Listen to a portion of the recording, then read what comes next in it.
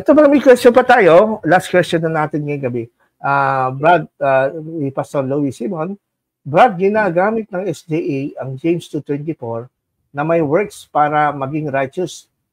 Pakisagot po, sana po for enlightenment. Ganda question mo, no?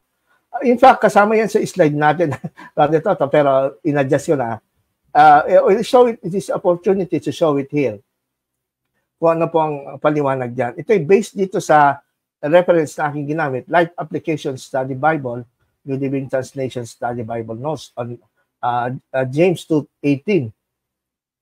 Kasi parang nagko-contradict nga naman si James. Ang pananampalatayang gawa, walang gawa, patay. Sabi naman ni Paul, we are saved by grace, apart from the works.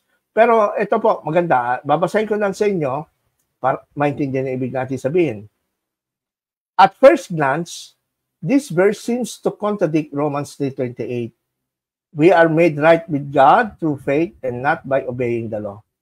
Deeper investigation, however, shows that the teachings of James and Paul are not at odds. While it is true that our good deeds can never earn salvation, true faith always results in a changed life and good deeds. Paul speaks against those who try to be saved by deeds instead of true faith. Si James naman speaks against those who confuse mere intellectual assent with true faith. After all, even demons who know Jesus is, but they don't obey him. True faith involves a commitment of your whole self to God. Ibig sabihin, hindi nagkokontrahan si Paul, hindi sila nagkokontrahan, kundi nagko-complement ang paliwanag. Kasi ang ni-emphasize ni Paul, sa pananaw ng Diyos, you can be righteous without doing good. Kasi nobody can save by work. Kasi pag by work ang salvation sa God, magiging reward ang salvation. Kaya ka niligtas kasi mabait ka.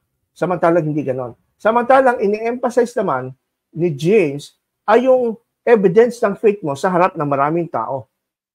No? Ang tao kasi hindi nababasa yung ating heart. Only God can read our heart. Kaya by faith pa lang, alam ni Lord kung ikaw ay faithful sa Kanya o hindi. Ang tao hindi nababasa yung heart natin, so kailangan natin ipakita yung ating work as the fruit na tayo talagang may faith kay God. Kaya kung babasahin mo yung mga example na binanggit dyan sa James, ay makikita mo, for example, sa James 2:14 and 19, what good it is, my brothers, if someone says he has faith, but not have works? Can that faith save him? If a brother or sister is poorly clothed and lacking in daily food, and one of you says to them, go in peace, be warm and filled, without giving them things needed to the body, what good is that? So therefore, si James, ang pinag-uusapan, ang tinutukoy ni James, yung practical application ng faith. Kailangan ipakita mo yan sa mga tao. Hindi daw sapat na sabihin mo sa mga nagugutom at walang damit, go ahead, pakpalain ka ng Diyos. Hindi. You have to do something. And that means, that makes your faith believable at credible. No? Kaya faith involves commitment of your whole self to God. Kasi may false faith, Yung intellectual faith nga, na kahit ang demon daw, ay kaya gawin yun. Ang demonyo, nanginginig pa nga, sabi ni James. So yun ang kinakalaban ni James, hindi yung point of view ni Paul. Kasi para kay Paul, ang true faith, may bunga. Hinalimbawa nga niya si Abraham, di ba? And later on, sinabi niya si Abraham, pinakita niya ang kanyang faith by offering Isaac at sacrifice, saksakin, pero hindi natuloy. So yun ang bunga, pati circumcision. But yung righteousness ni Abraham by faith, bago pa yung pag-offer kay Isaac at bago pa circumcision. Yun ang point natin doon. Thank you sa question, Brother Simon. Mayroon kayong dadagdag, Brother Paul? Yeah. Discussion? Basically, I agree yung sa sinabi ninyo na hindi siya contradictory. In fact, iba lang yung pinag-uusapan nila. Kasi dito, now that the church has been established, maraming mga needs na kailangan i-address. So maraming mga nagsasabing believers sila pero hindi naman sila nagmamahal dun sa kapwa nila, hindi sila tumutulong, hindi sila nag-aabot ng abuloy dun sa mga nangangailangan. So ginamit ni James yun. Sabi tungkol sa yun nga, inyong pananampalataya, pero hindi nyo naman tinutupad yung law of liberty, yung law of love. Ngayon, yung second part lang na siguro dito yung confusion kasi si Abraham din yung ginamit eh. No, nga. Pero na-explain nyo na kanina nga na si Abraham kasi sa simula. Abraham pa nga siya, hindi Abraham. Abraham pa lang. Righteous na siya. Righteous na siya. Bunga na lang yun, ng righteous na siya. Yung sa 20 years later kasi bata pa wala pa si Isaac. Wala pa si Isaac. Hindi pa tinutupad yung inutos ng Diyos. Akala nila kasi the following day. Hindi. Years Medyo may edad na si 18 to 20 years old na si Isaac nung inoffer siya So, ibig sabihin nun, it took a while for Abraham in living in the land that God commanded him to enter into. And then, na-develop na ngayon yung relationship niya, naging na siya, clear na about what God desires. In fact, ang ganda nung response niya, hindi ba, nasabi, Abraham, bigay mo yung anak mo, alay mo sa akin yan.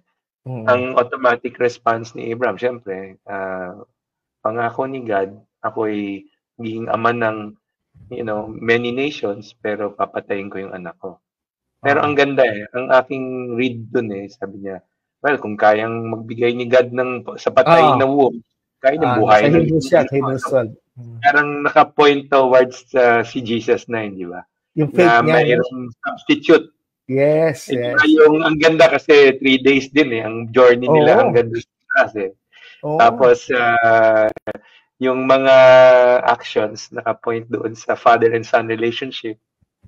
Tapos doon sa dulo nung papatayin na, di ba? Substitution, di ba? Substitution. Yung nakita siya ng lamb na sumabit ang ram ng sinabi. Yan ang ipapalit, di ba? Ginamit ko. Instead of your son, etong gawin mo. The Lamb of God who takes away the sin of the world. So, yung substitutionary, yun yung emphasis ko lang sa mga Adventist na ang substitute means hindi ikaw, si Christ. Hindi tayo, si Christ. Yun yung substitutionary. Ang nakakalungkot, Brother Toto, meron akong kilala na Adventist at alam ko, tawag sa kanya, pastor din. Sabi niya, hindi tayo ligtas sa law, di ba? Tama din sinasabi niya, kundi righteousness of God. Pero nalaman ko, hindi pala siya naniniwala sa substitutionary death ni Jesus Christ sa sinners. Hindi siya naniniwala. Governmental theory.